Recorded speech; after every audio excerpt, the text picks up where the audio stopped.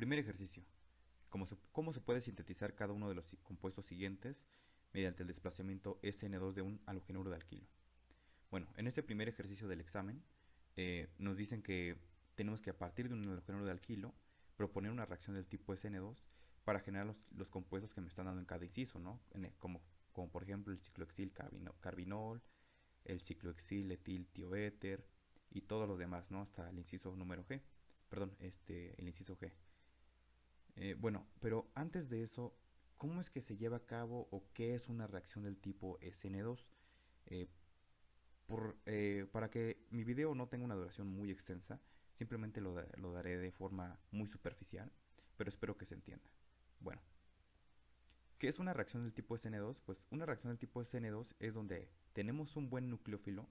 El nucleófilo siempre van a ser, o mejor dicho, generalmente son las bases más fuertes. Un buen nucleófilo es una base muy fuerte. Un ejemplo de una base muy fuerte es el hidróxido de sodio, ¿no? El hidróxido de sodio está enlazado o está compuesto, mejor dicho, por un sodio y un hidroxilo, perdón. El ion hidroxilo tiene carga negativa y por lo tanto tiene todo el poder de sus electrones gracias a que el oxígeno acapara todos esos electrones, es muy electronegativo. Por lo tanto, el enlace entre el ion hidroxilo y el sodio es un enlace del tipo iónico. Entonces, básicamente los mejores nucleófilos, de manera general, son aquellos que tienen enlaces iónicos.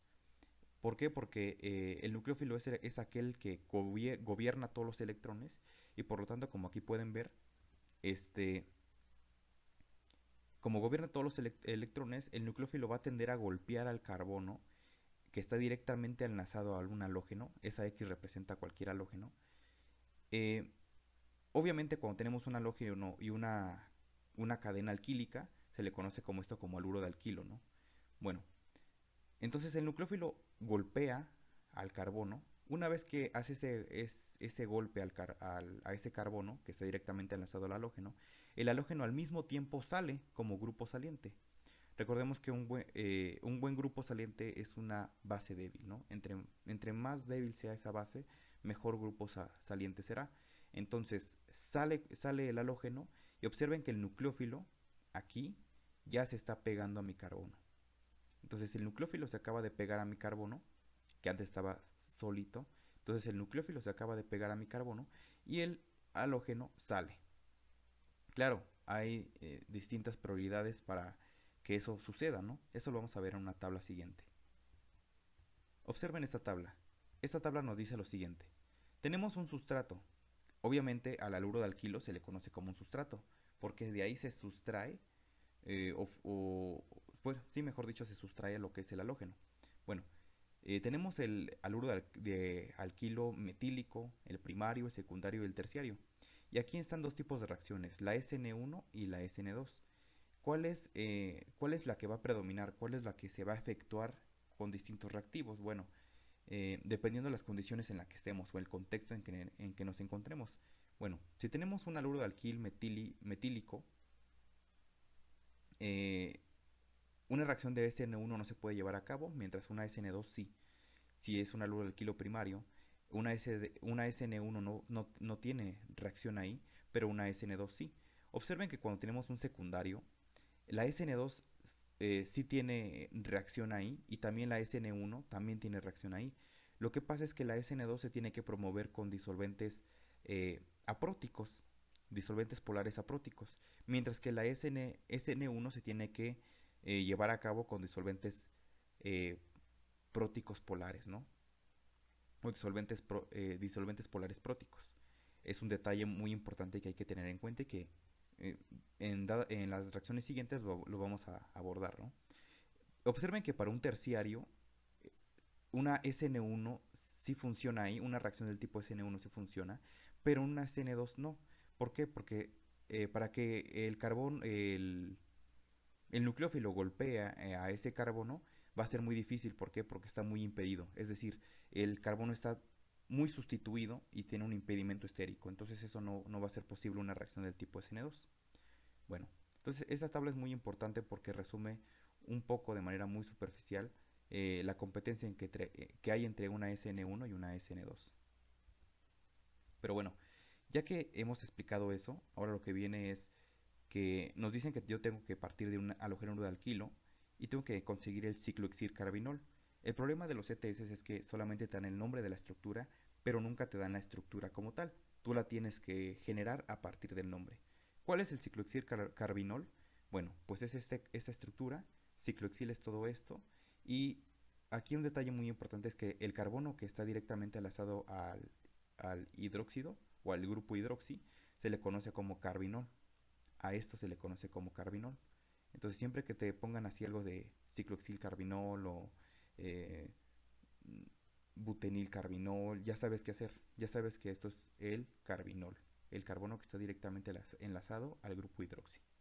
Bueno, ya tengo el compuesto al que quiero llegar, ya sé cuál es su estructura. Propongo una síntesis de tipo SN2. En una síntesis no van a aparecer flechas, no van a aparecer eh, eh, lo que se le conocen como las representaciones de las cargas electrónicas de Lewis. ¿Por qué? Porque una síntesis solamente eh, me dice cómo es de qué reactivos parto y qué producto espero o qué producto voy a obtener de manera mayoritaria. Ojo, es muy importante eso. Solamente aquí en la parte de los productos solamente voy a poner productos mayoritarios. Sé que aquí también va a tener que estar el bromuro de potasio. Sin embargo, no se pone. ¿Por qué? Porque en una síntesis solamente tienes que poner productos mayoritarios. Subproductos no se ponen. Bueno, entonces, ¿cómo se genera esta reacción del tipo SN2? Bueno, otra vez tengo un haluro de alquilo de estabilidad 1, 2, secundaria. Como tengo una estabilidad secundaria, puedo utilizar una base fuerte, sí. La potasa cáustica es muy fuerte, pero no tan fuerte como la sosa cáustica, el NaOH. Entonces, la potasa cáustica lo que hace es que este oxígeno que ustedes están viendo aquí va a golpear a este carbono que está aquí y al mismo momento el bromo va a salir de la estructura, generándose que el oxígeno que golpea el carbono se enlaza directamente a él y ahí se queda.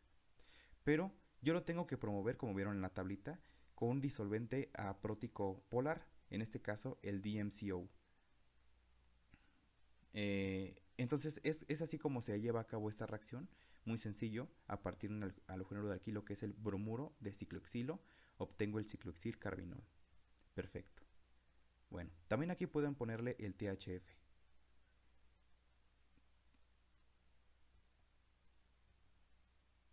Ahora, otra vez me piden lo mismo y obtener el ciclohexil etil tioéter. Cuando hablan de tioéter es que voy a tener en medio de mi estructura una S y de un lado voy a tener una cadena alquílica y del otro lado tengo otra cadena alquílica. Es decir, es parecido a un éter que está el oxígeno en medio y tienes de un lado una cadena alquílica y otro lado otra cadena alquílica, pero en este caso en vez de un oxígeno tenemos una S de azufre.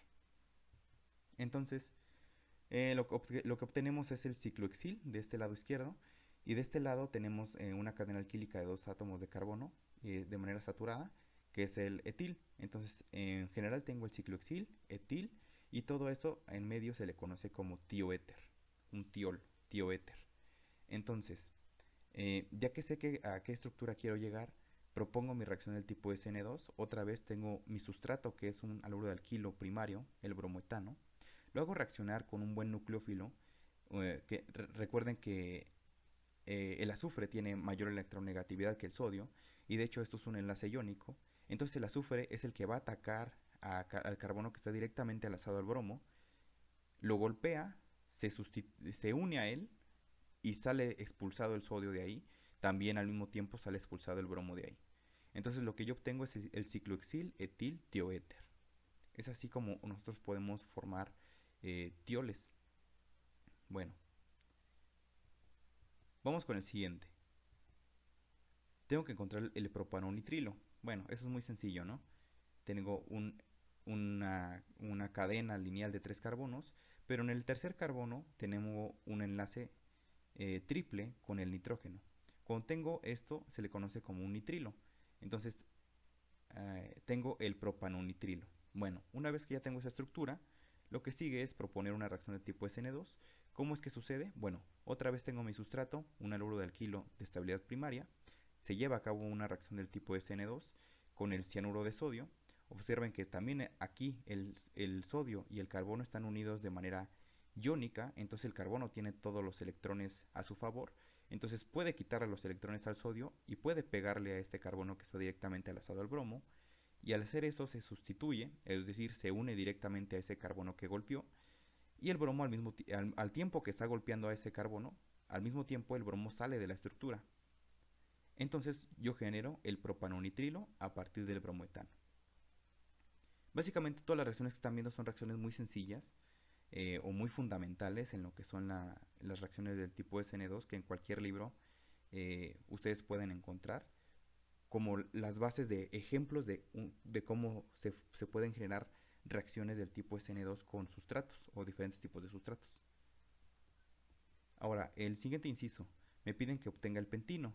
El pentino pues es muy fácil, ¿no? Es un alquino de 1, 2, 3, 4, 5 átomos de carbono, donde en un extremo tengo un triple enlace. Es una cadena alquílica insaturada. Entonces, ya tengo la estructura, lo que propongo es una reacción del tipo SN2. Otra vez tengo el bromopropano, si se dan cuenta, aquí ya está. Otra vez es un sustrato de estabilidad primaria. Entonces, lo voy a hacer reaccionar con el acetiluro de sodio. Observen que otra vez el carbono y el sodio no son enlaces covalentes, son enlaces iónicos. Por lo tanto, el carbono va a ser el que tenga todos sus electrones a su favor, a su mando. Entonces lo que va a hacer es que va a golpear este carbono que está directamente enlazado al bromo. El bromo sale de la estructura y cuando golpea ese carbono, el acetiluro de sodio, se une directamente a él. Entonces lo que genero yo es el pentino. Observen que en este caso yo propuse el bromopropano. ¿Por qué? Porque eso ya me genera estos tres carbonos que está aquí. Eh, el cuarto y el quinto carbono lo obtengo del acetiluro de sodio. Una vez que este carbono que está enlazado al sodio le quite sus electrones al sodio y golpea este carbono, observen que se sustituye, entonces se enlaza directamente a él y aumento mi cadena de carbonos, que pasé de tener 3 carbonos a tener 5. Aumenté 2 carbonos más. Ahora, si yo quisiera quitar todos estos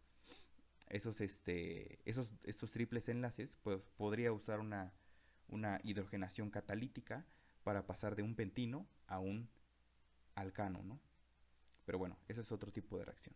Pero ya sabemos que el acetiluro de sodio sirve para aumentar mi cadena de carbonos, para hacer una alquilación. Bueno, seguimos con el siguiente. Nos dicen que tenemos el haluro de alquilo y tengo que obtener la benzilamina. La benzilamina pues es esto. Este se llama sustituyente el benzil. Un carbono que está directamente enlazado a un fenil. A todo eso de manera global se le llama benzil.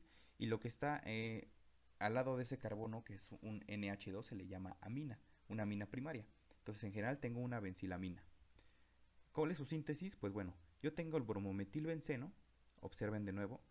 Propongo la base que estamos viendo aquí arriba. Ahora, tengo un sustrato de estabilidad primaria de nuevo. Entonces sí se efectúa en SN2. Entonces mi nucleófilo fuerte va a ser una amida de sodio, perdón, donde el nitrógeno y el sodio están enlazados de manera iónica, por lo tanto el nitrógeno le puede quitar los electrones al sodio y los controla, y puede golpear al carbono que está directamente enlazado al bromo, lo golpea, y el bromo sale de la estructura, y una vez que ya golpea el nitrógeno al carbono, se sustituye o se enlaza directamente a él, como pueden ver, y se obtiene la benzilamina, a partir del bromometilbenceno. Recuerden que al entender eso que golpea el carbono y se sustituye directamente en él, ustedes pueden proponer cualquier tipo de sustrato para que les genere el compuesto que ustedes deseen. El inciso F. Me piden el 3,3 dimetil 2 oxabutano. Cuando les dan ese tipo de nombre, recuerden que el oxa hace referencia de que se le está dando una posición o una numeración a la cadena alquílica eh, al oxígeno como si fuera un carbono. ¿A qué me refiero con esto? Observen lo siguiente. Si yo cuento de aquí, del lado derecho hasta el izquierdo, 1, cuento como 1 este carbono que está aquí, cuento como 2 a este oxígeno, y lo cuento como 2 como si fuera un carbono. Entonces, cuando eso sucede es porque esto le vamos a llamar oxa. Entonces, el 1, 2 al oxígeno, 3 a este carbono, 4. Y entonces observen que el oxígeno tiene la posición número 2. Este que tiene la posición número 3, aquí está un metil y otro metil, entonces es el 3,3 dimetil. En la posición 2 tengo un oxígeno, es oxa, y tengo una cadena de 4 átomos de carbono, tomando en cuenta que también el oxígeno, entre comillas, es un carbono. 1, 2, 3, 4. Entonces tengo el 3,3 dimetil, 2-oxabutano. Ya tengo el compuesto al que quiero llegar. Propongo una síntesis. Tengo un sustrato de estabilidad primaria, bromometano. Entonces lo hago reaccionar con el terbutóxido de sodio. De nuevo observen que aquí el nucleófilo no importa que esté, ¿cómo se le dice? Muy alquilado. Ahí no pasa nada. Pero sí, lo que sí sucede es cuando tenemos un sustrato muy alquilado, entonces no puede funcionar una SN2. Entonces tenemos el oxígeno enlazado a un sodio. Obviamente el oxígeno es más electronegativo, entonces le puede quitar todos los electrones al sodio y enlazarse al carbono que está directamente enlazado al bromo. Y al hacer eso, el bromo sale de la estructura y el oxígeno que golpea al carbono se enlaza directamente a él. Entonces me genera, observen que aquí está el oxígeno que se enlazó directamente al carbono y ya no está el halógeno. Entonces se aumentó un carbono más. Entonces tengo el 3,3 dimetil 2-oxabutano a partir del bromometano.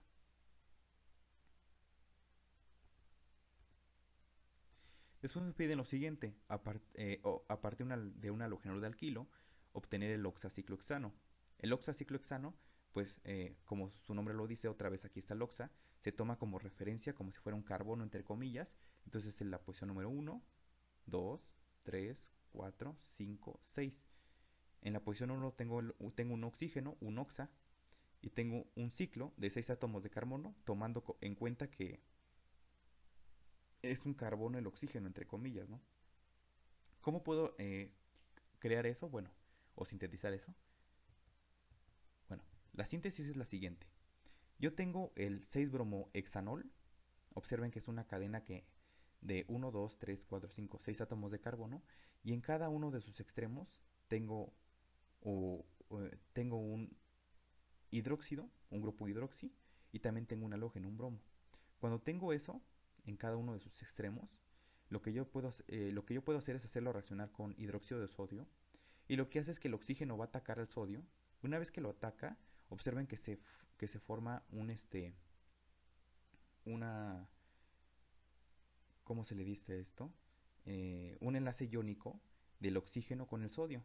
De hecho, se forma el 6-bromohexanoloato de sodio. ¿Qué pasa con esto? Aquí sucede una reacción intramolecular. ¿Qué significa eso? Que en la misma molécula, sin que alguien participe externamente, la misma molécula reacciona de manera intramolecular, o sea, dentro de ella misma o dentro de sí misma, donde el oxígeno, que es el que dueño de todos los electrones, va a golpear a este carbono que está directamente enlazado al bromo. Y el bromo va a salir de la estructura. Y como lo golpea, recuerden que cada vez que lo golpea, se enlaza directamente a él. Entonces se enlaza directamente a este carbono. Entonces me genera 1, 2, 3, 4, 5, un ciclo de 6 átomos de carbono, ¿no?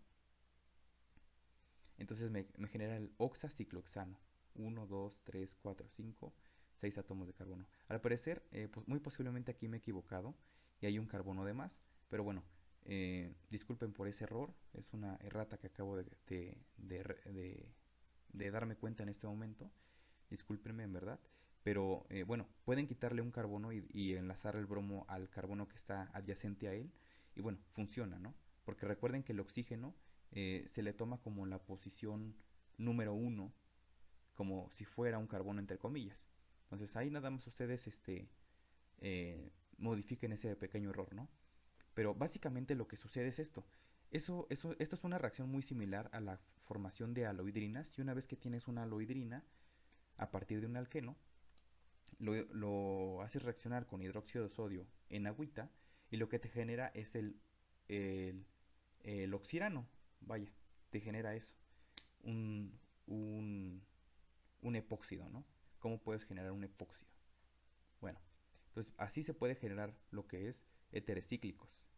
Entonces, nada más mucho ojo de cuántos carbonos tienen ustedes aquí.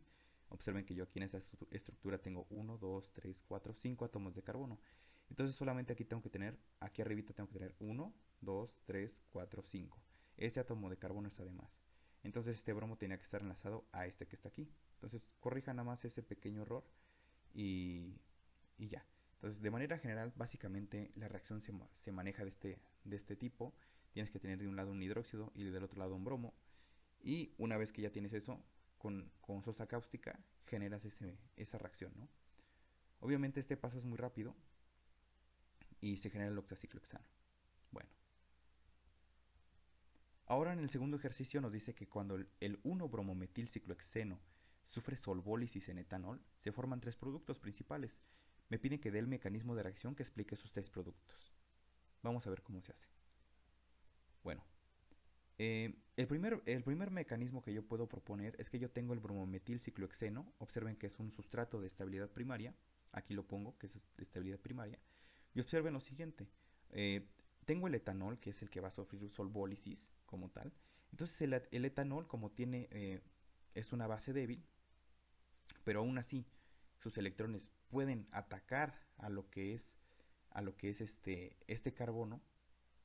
Una vez que lo atacan, el bromo sale de la estructura y una vez que sale de la estructura, este oxígeno que golpeó a este carbono eh, se enlaza directamente a él y observen que esto que está aquí en amarillo, pues es lo que quedó del etanol sin el hidrógeno, ¿no?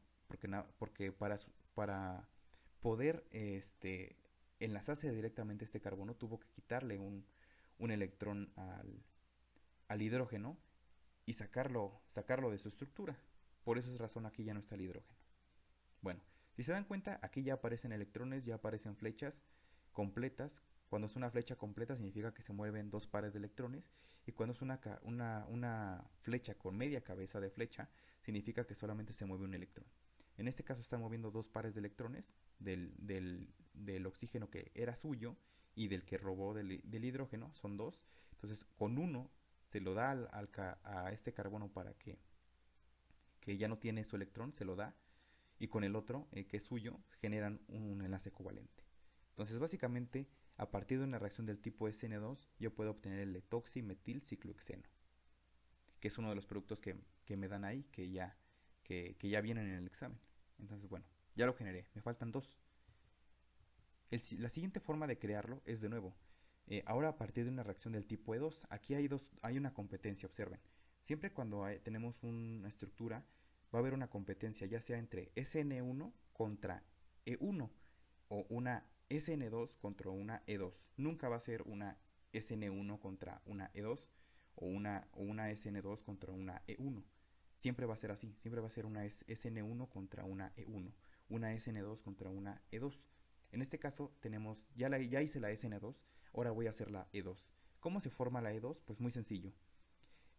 Sin que nadie lo ataque, sin que esté otro reactivo de manera intermedia, lo que sucede aquí es que el bromo solito sale de la estructura y me genera aquí un carbocatión, que es el que determina la velocidad de reacción en una E2. Entonces, ya que tengo este carbocatión que están viendo ustedes aquí, lo que sucede es que estos electrones que están viendo aquí, este doble enlace, lo que va a hacer es que se va a deslocalizar. Se deslocaliza para poder estabilizar a este carbocatión que está aquí arriba. ¿Qué significa deslocalizar? Pues que pasa de estar aquí a estar entre estos dos carbonos donde está esta carga positiva, el carbocatión, generándome esta estructura. Pero ¿qué pasa? Que a costa de eso, el carbono que yo tenía antes enlazado a este carbono que están viendo ustedes aquí, este carbono ahora fíjense que ya tiene un carbocatión. Y para que ese carbocatión lo estabilicemos, lo que se hace es que el etanol, como tiene sus electrones aquí, de nuevo, ataca este carbono, que es el carbocatión, es como un nucleófilo, lo está atacando, es un nucleófilo que lo está atacando, y le quita los electrones al hidrógeno, perdón, le quita solamente su pobre electrón que tiene, y se enlaza directamente al carbono, generándome el etoxi-2-metilidenciclohexano. Entonces, ya que me generó ese compuesto, pero ¿cómo es que me lo generó? Pues a partir de una reacción de eliminación de segundo orden. Entonces observen que se está eliminando el bromo y también se está eliminando lo que es uh, el hidrógeno al mismo tiempo. Entonces básicamente ustedes se dan cuenta que ese tipo de reacción de E2 a partir del bromometilciclohexeno me genera el etoxi 2 metiliden ciclohexano. Hay un detalle aquí. ¿Cuál es el producto mayoritario? ¿El que acabo de obtener a partir de una reacción E2 o el que acabo de obtener a partir de una SN2? Bueno, una SN2 tenemos una base muy débil. Entonces nosotros tenemos que obtener una base muy fuerte. Entonces puede ser que el producto mayoritario sea una E2 más que una SN2. Dependiendo si yo esto también lo puedo generar a partir de, eh, ¿cómo se le dice? Con un disolvente polar aprótico para que se lleve a cabo la reacción SN2 para ayudarla, ¿no? Pero bueno, básicamente ya generamos el siguiente compuesto partiendo de este mecanismo, ¿no? Me falta uno más. ¿Cuál es el otro que me falta? Bueno, lo mismo. Hace rato yo tenía la misma estructura, el bromometilciclohexeno. Otra vez el bromo sale de la estructura, me genera este carbocatión. El carboca este doble enlace se deslocaliza para poder estabilizar ese carbocatión. Entonces pasa de aquí y sube aquí arribita. Y se dan cuenta ya está aquí. Pero a ese costo lo que sucede ahí es que el carbocatión se genera ahora en el carbono que ya antes estaba enlazado doblemente, que tenía el doble enlace. Entonces, una vez que sucedió eso, observen que el etanol aprovecha. Recuerden que una vez que ya el carbocatión no transpone, como no transpone ese carbocatión, a ese carbono se le llama el carbono alfa. Y el carbono que sea adyacente a él se le llamará el carbono beta. Entonces, el carbono beta adyacente al carbono alfa va a ser atacado por el etanol. Entonces, algo muy importante es que el carbono beta tiene que ser el más estable. En este caso, pues no puede ser este que está aquí arriba porque ya está muy sustituido, ¿no? Este carbono que está aquí arriba no puede ser el beta, porque ya tiene 4 enlaces. Entonces, este carbono que tiene adyacente a él sí puede ser atacado porque tiene 2 hidrógenos. Entonces, el etanol ataca un hidrógeno, el hidrógeno le deja su electrón al carbono porque no se los puede llevar, le deja su electrón y lo que me genera es la siguiente estructura. Fíjense, que tengo un carbono con un electrón que es de él, más un electrón que es del hidrógeno, y tengo al lado suyo como vecino a un carbono que le falta un electrón. Entonces, si este carbono tiene un electrón de más, pues lo que hace es que se lo comparte este carbono que está al lado suyo con carga positiva, y entre ellos generan un doble enlace. Es decir, que a partir del bromometilciclohexeno yo obtuve el 3-metiliden ciclohexeno. ¿Por qué iliden? Porque cuando tenemos un carbono que está enlazado directamente o forma parte de un ciclo y ese tiene un doble enlace a un grupo alquilo, entonces el prefijo o el sufijo, no me acuerdo cómo se dice realmente, es iliden. En este caso, como solamente tengo un metil, entonces es metiliden. Si tuviera un etil, sería un etiliden. Y si tengo un iso, sería iso tal iliden. Entonces más o menos va por ahí. Bueno, entonces ya generé los 3 reactivos que me pedían. Uno, 2, 3, ya están generados. Y esos son los mecanismos que yo propuse. Perfecto. Tercer ejercicio. Indicar cómo se podría sintetizar cada uno de los compuestos siguientes. Como materiales de partida se puede emplear cualquier alcohol que tenga 4 átomos de carbono menos, ciclopentanol y cualquier reactivo inorgánico necesario. Entonces me piden que obtenga el ciclopentilmetilcetona, el metilciclopentanol y el 5-nonanona. Vamos a ver cómo hacemos eso. Básicamente lo que voy a utilizar es el reactivo de Grignard o Grignard o como ustedes le quieran decir, Grignard. Entonces observen, cómo voy a obtener el ciclopentanol? Bueno, perdón, ¿cómo voy a obtener el ciclopentilmetilcetona a partir de ciclopentanol? Pues muy fácil. El ciclopentanol lo hago reaccionar con el tribromuro de fósforo en presencia de piridina y paso a tener un hidróxido a tener un bromo, el bromuro de ciclopentilo. Hago reaccionarlo magnesio en un disolvente polar aprótico, ya sea THF o dietiléter, el vampirito, y genero el MgBr, bromuro de ciclopentil magnesio. Después de esta reacción se hacen dos pasos. El primer paso es que lo hago reaccionar con un acetaldehído y el segundo paso es una hidrólisis ácida.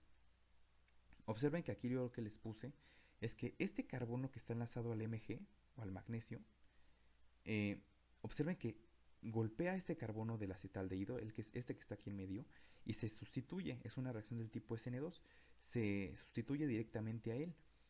Una vez que hace eso, este doble enlace sube, o perdón, mejor dicho, estos dos electrones que están aquí formando este enlace covalente, suben y se quedan ahí con el oxígeno. Entonces el oxígeno tiene ahora carga negativa, formal negativa, y el magnesio y el bromo van a estar ahí pegados al lado de él de manera iónica. Recuerden que el magnesio perdió todos sus electrones. Entonces, ya como tenemos eso, al hacerle una hidrólisis ácida, el magnesio sale volando de ahí, el oxígeno ataca al hidrógeno del H3 o más, del ion hidronio, entonces esto se convierte en agua y este oxígeno al atacar al hidrógeno y llevárselo, pues se convierte en un alcohol, ¿no? Observen que aquí esta parte que está aquí, pues es el ciclopentil que tenemos aquí enlazado al magnesio y el bromo. El CH3 se quedó aquí igual, el hidrógeno del otro lado se quedó igual, y lo único que sucedió es que aquí solamente se sustituyó el ciclopentil y pasamos de tener un doble enlace a tener un alcohol. Una vez que ya tengo eso, simplemente utilizo ácido crómico y obtengo el ciclopentil metilcetona. Es decir, paso de tener un, un alcohol de estabilidad primaria, perdón, una estabilidad secundaria, a obtener lo que es una acetona. Entonces, si nosotros tenemos un alcohol de estabilidad secundaria, podemos obtener una acetona a partir de ácido crómico, a partir de una oxidación. Bueno, entonces ese fue para el primer inciso del ciclopentil metilcetona. Para obtener el metil ciclopentanol, bueno, otra vez hago lo mismo. Observen que esta estructura y esta estructura y esta estructura ya la tenemos del ejercicio anterior. Pero en vez de poner acetaldehído, ahora pongo el formaldehído. ¿Qué va a pasar ahora? De nuevo, este carbono que está enlazado directamente al Mg va a golpear a este carbono y como lo golpea, se enlaza directamente a él. Observen que ya está enlazado. Y de nuevo, este oxígeno sufre una reducción. Entonces pasamos de tener este aldehído a tener un alcohol. Entonces, ¿qué tipo de alcohol? Un alcohol de estabilidad primaria. Entonces observen lo siguiente, este C tiene dos H's, aquí está C y dos H's. Y esto pasó de ser un grupo carbonil a ser un grupo carbinol, un carbono enlazado a un hidroxi. Entonces ya se generó el ciclopentilmetanol. Ya que tengo el ciclopentilmetanol, un alcohol de estabilidad primaria, lo hago reaccionar en H2SO4. Aquí me faltó calorcito. Ahí ustedes pónganle que también es en presencia de calor. Una vez que ya se hizo eso, se genera un doble enlace entre los bueno, mejor dicho, primero sufre una transposición, el carbocatión transpone, el carbocatión se genera en el carbono que está directamente enlazado al hidrógeno, ese carbocatión transpone y se genera el doble enlace entre aquellos carbonos que son más estables. Entonces, este es mi alqueno más estable, el metilciclopenteno. Esto es algo de hidrocarburos. Eh, ya que tengo el metilciclopenteno, lo hago reaccionar con eh, ácido bromhídrico y lo que sufre es una sustitución del tipo, perdón, una adición del tipo Markovnikov, es decir, que el bromo se va a sustituir en aquel carbono que es más estable. En este caso el más estable es este, porque tiene 1, 2, 3 carbonos al lado y ese solamente tiene 1, 2. Entonces ese es el carbono más estable, entonces ahí se adiciona el bromo.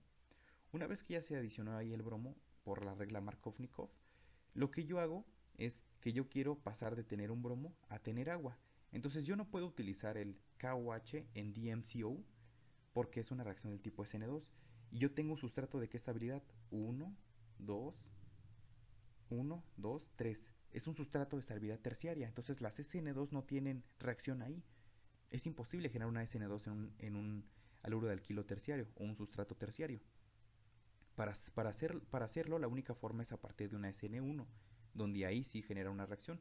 Entonces utilizo agüita, entonces se forma una o se genera una reacción del tipo SN1, entonces paso de tener el bromo a tener el, el hidróxido. Es decir, pasé de tener el bromometilciclopentano a tener el metilciclopentanol. Entonces, esta es la forma, esa es la síntesis de cómo llegué desde el ciclopentanol hasta el metilciclopentanol. Entonces ya obtuve el siguiente inciso que me pedían. Vamos a ver el último. Yo tengo el butanol y quiero obtener la 5-nonanona. Yo propuse utilizar el butanol. Entonces, un átomo de 4 carbonos o menos. Yo tengo el butanol, parto del butanol, otra vez paso de hidróxido a bromo, otra vez lo genero un compuesto organometálico. Hago una reacción de dos pasos. El primer paso es que lo hago otra vez reaccionar con el formaldehído. Este carbono que está aquí golpea al carbono del formaldehído y lo que sucede es que se alquila. Si ustedes se dan cuenta, esto que está de rosita viene del bromuro de butil magnesio, es decir, esos 4 átomos de carbono aquí están. Y como se alquiló, observen que aquí está el carbono, igual que aquí en el formaldehído. Aquí en el formaldehído está el carbono y tiene 2 hidrógenos. Entonces aquí también está el carbono, tiene 2 hidrógenos. Y simplemente como en el segundo paso hizo una hidrólisis ácida, entonces este grupo carbonil pasa a ser un grupo carbinol. Perfecto. Tengo un pentanol, un alcohol de estabilidad primaria. Para pasarlo a hacer aldehído, utilizo PCC en CH2L2, el clorocromato de piridinio. Entonces, eh, obtengo el pentanal. Observen que es un aldehído de 1, 2, 3, 4, 5 átomos de carbono. Otra vez, los átomos de carbono se quedaron igual. Lo único que hice fue una oxidación. Bueno, entonces, ya que sucedió eso, ahora lo que hacemos es, a partir de el pentanal, eh, yo lo que hago es otra vez utilizar el bromuro de butil magnesio. Observen que este es el que está aquí arriba, bromuro de butil magnesio, ese es el que está aquí arriba, y lo hago reaccionar con el pentanal. Observen que el bromuro de butil magnesio, otra vez este carbono que está aquí, directamente enlazado al Mg, va a golpear aquí a este carbono del aldehído. Y de nuevo en una hidrólisis ácida, ese aldehído se va a convertir en un alcohol. Entonces, si se dan cuenta, de este lado tengo parte del bromuro de butil magnesio que ya tenía arrastrando en la primera reacción. Y en la segunda reacción, otra vez aquí está lo que estaba o lo que quedó del bromuro de butil magnesio. Entonces, básicamente, estos 4 átomos de carbono están aquí, aquí también. Y observen que lo que quedó del aldehído, ahora que ya se convirtió en un alcohol de estabilidad secundaria, al hacerse una reducción, entonces tenemos el alcohol, el alcohol de estabilidad secundaria, 1, 2. Tiene 2 átomos de carbono enlazados, entonces tiene estabilidad secundaria. Entonces yo tengo un alcohol de estabilidad secundaria, lo puedo pasar a una acetona. Entonces, ¿con qué? Con ácido crómico, como ya lo habíamos utilizado antes. Utilizo el ácido crómico y paso a obtener del 5 el nonan 5-ol o el 5-nonanol a obtener el 5-nonanona. Entonces, básicamente a partir del butanol obtuve la 5-nonanona. Y todo con reactivo de Grignard. Pero hay un problema. Yo utilicé formaldehído y utilicé acetaldehído. ¿Cómo puedo obtener esos reactivos orgánicos? Bueno, si utilizo otra vez el butanol, lo que yo puedo hacer es primero hacerle una deshidratación, es decir, sale esto como en forma de agua y se genera un alqueno. Una vez que ya se genera ese alqueno, de hecho se genera el alqueno más estable. Aquí he puesto el alqueno más estable que se genera. Una vez que hago eso, a partir de una reacción de ozonólisis, ahí ustedes se queda de tarea. Yo sí sé cuál es, pero me gustaría que ustedes investigaran, perdón, qué tipo de reacción de ozonólisis puedo utilizar para generar aldehídos o cetonas y ácidos carboxílicos. Entonces, dependiendo de lo que yo quiera obtener, yo utilizo un tipo de ozonólisis. Hay 2 tipos de ozonólisis. Entonces, a partir de un tipo de ozonólisis, yo paso de tener, se hace aquí una ruptura de este doble enlace. Entonces se rompe y lo que obtengo es el acetaldehído. A partir del acetaldehído con H2 y níquel ranil, yo obtengo hago una reducción y obtengo el etanol. Ya que obtuve el etanol, lo vuelvo a hacer a un alqueno con H2SO4 ácido sulfúrico con calorcito y obtengo el etileno. Otra vez que obtengo el etileno, vuelvo a utilizar la ozonólisis, una ruptura de ozonólisis. Entonces rompo este enlace que hay entre esos dos átomos de carbono, este doble enlace, y obtengo el formaldehído. Si se dan cuenta, como son estructuras simétricas, pues aquí tendría dos equivalentes o 2 moles de acetaldehído, y de la misma forma aquí tendría dos equivalentes o dos ¿cómo se le dice? 2 moles de formaldehído. Entonces, básicamente, a partir del butanol ya obtuve los reactivos inorgánicos, el acetaldehído y el formaldehído. Y a partir de ahí, yo ya podría generar mis demás reacciones, ¿no? Si estuviera en un laboratorio. O si esto lo estuviéramos viendo de manera global, ¿no? Ahora, último ejercicio. La resolución del problema siguiente depende de la determinación de la estructura de A, que es el producto intermediario clave, dar las estructuras de los compuestos desde A hasta M. Bueno, nos dan esta tipo arañita y nos dicen que tenemos que utilizar el metilenciclohexano.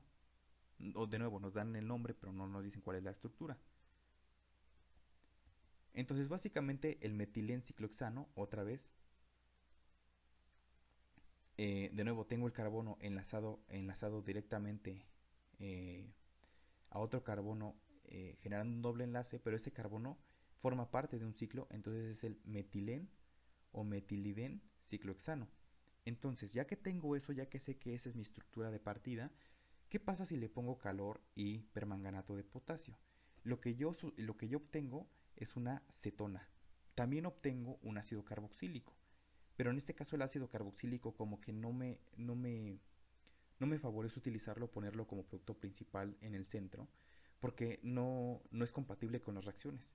Entonces lo más prudente es poner una acetona que se genera, que de hecho es la ciclohexanona. Entonces, eso es una ruptura oxidativa. Entonces, a partir del metilenciclohexano, eh, se forma la ciclohexanona. Ya que formé esa acetona, una acetona cíclica, a partir de hidracina genero la hidrazona y con KOH y calor genero el ciclohexano. Esto de manera global se le conoce como la reacción de Wolff-Kishner o Wolff-Kishner, perdón, Wolff-Kishner. Entonces, Wolff-Kishner nos dice, tú tienes una acetona y puedes pasar de cetona a alcano o de aldehído a alcano. Hay otra reacción que es su homóloga de esta, que es la de Clemensen, pero bueno, eso en otro video lo vamos a comentar. Ahora, con el cianuro de hidrógeno, yo puedo obtener una cianohidrina. De nuevo, una cianohidrina es el homólogo o el símil a decir que tenemos una halohidrina. Recuerden que la halohidrina era bromo e hidróxido. Y en este caso la cianohidrina es hidróxido y un grupo ciano, ¿no? Un cianuro. Bueno, de nuevo, eso es una reacción del tipo SN2. Y aquí el cianuro golpea este átomo de carbono, este sube sus electrones y a partir del hidrógeno se lo roba y genera el hidróxido y aquí se queda el grupo ciano, ¿no? Perfecto. Bueno, ya están estas dos. Esta flechita me dice que a partir de la metilamina y en una disolución ácida, este H más significa que aquí hay un ácido, un protón que viene de un ácido. Bueno, lo que yo obtengo es una base de Schiff, es decir, la N-metilciclohexanamina. Metilciclohexanimina, perdón. Entonces, bueno, ¿por qué está una N aquí? Porque el nitrógeno está directamente enlazado a solamente un grupo alquilo, es decir, un solo metil. Si aquí tuviera otro enlace con otro metil sería NN-dimetilciclohexamina, animina, perdón, ciclohexanimina. Si tuviera otro sería NNN. Entonces vaya, así nos vamos viendo, ¿no? Entonces, de hecho nada más puede ser con dos, pero bueno. es muy importante que entiendan el CH3NH2 también sustituye a lo que es el oxígeno. Una vez que sustituye el oxígeno, este, simplemente aquí ya se queda alquilada, como ya está alquilada aquí como es una mina primaria de hecho. Entonces observen que lo único que sucedió es que el oxígeno salió de aquí y se sustituyó por la N, o el nitrógeno mejor dicho. Y es así como generamos una base de Schiff. Mm, tenemos dos reacciones interesantes y aquí que no me atrevo a poner compuestos porque no sé si existan a partir del 1,3 ditiano, yo poder generar una cetona cíclica. Hasta el momento de este video no recuerdo qué reacción sea la indicada o no recuerdo si yo en algún libro leí que a partir del 1,3 ditiano yo puedo generar una cetona cíclica. Por lo que yo entiendo es que solamente se puede alquilar de manera lineal, pero no se puede generar ciclos. Entonces, el 1,3 ditianos, para mí en este momento de este video, eh, en esta fecha que subo este video, no he encontrado ninguna reacción parecida, no he encontrado ninguna reacción que me genere tal producto, por lo tanto diré que, hasta este momento diré que no es posible. Entonces, también aquí tengo el NaBH4, el borhidruro de sodio.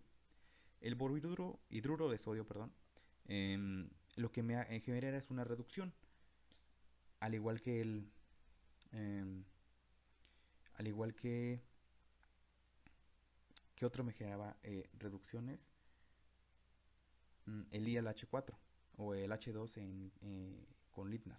Pero bueno, de nuevo, hace lo mismo el borhidruro de sodio y lo que me genera es el ciclohexilcarbinol. Bueno, pero ¿qué reacción me genera el dos veces fósforo más 3 veces más 3 moles de yodo? O sea, 2 moles de fósforo más 3 moles de yodo. Esa reacción no lo sé, discúlpenme, pero no recuerdo, no se me hace una reacción tan representativa, así que no recuerdo qué reacción sea. Si alguien de ustedes que está viendo este video sabe qué tipo de reacción me genera, déjenlo aquí abajito en la cajita de los comentarios, escríbanme qué tipo de reacción se genera, o si está en algún libro, díganme en qué página se encuentra para poder citarlo y poder hacer un video aparte que complemente este video, ¿no? Pero hasta el momento, hasta la fecha que subo este video, yo no recuerdo qué reacción me pueda generar el 2 veces fósforo más 3 veces yodo. Muy posiblemente, según yo, tal vez pueda pasar de tener un hidróxido a tener un grupo, un halógeno, y tener el bromo ciclohexano. Pero bueno, será una suposición, pero no me atrevo a poner nada más aquí. Entonces, básicamente todo esto fue el examen a título de suficiencia y esas fueron las reacciones y la forma en que eh, yo propongo que se pudo haber resuelto, ¿no? Entonces, chequenlo y si ven algún error o eh, ven que algo estuvo mal en alguno de los ejercicios que hice o puse mal algunos nombres o pude cometer algún error en todo este tipo de síntesis o mecanismos, déjenmelo o escríbanmelo en la cajita de los comentarios, yo se los agradecería mucho. Entonces, simplemente eso es todo. Muchas gracias.